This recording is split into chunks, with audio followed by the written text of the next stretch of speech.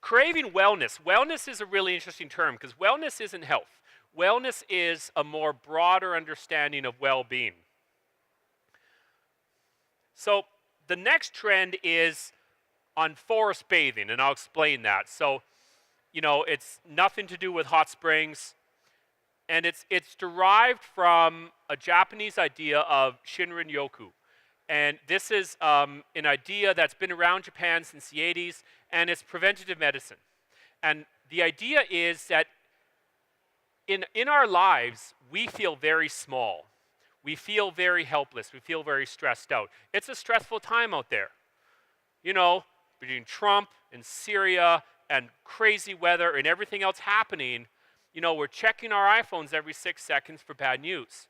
So we tend to feel very small and helpless. When we get into nature, we become connected into a broader network of life. And we begin to feel a lot better about everything that's happening because that's where we're supposed to be. We spend 90% of our time indoors, but this is where we came from. And when we're there, it's like going home.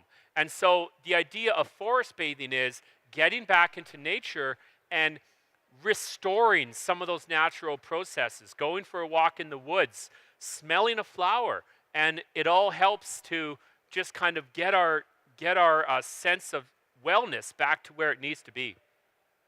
And so going for a walk in the woods, what's it going to do for you? Reduce your blood pressure. Now, this is not pie in the sky stuff, folks. This has been looked at study after study after study. Reduces your blood pressure, improves your mood, your creativity, improves your sleep quality. Go for a long walk in the woods, you'll sleep like a baby.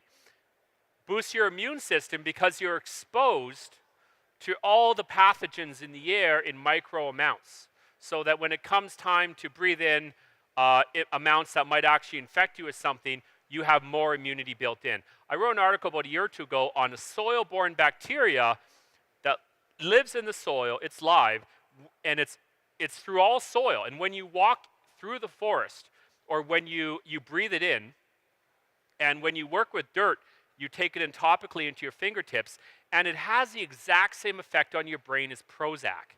It actually does. It's a built-in antidepressant that we ingest every time we're out in the woods or even in our garden. So people say they go into the garden to get in a better mood.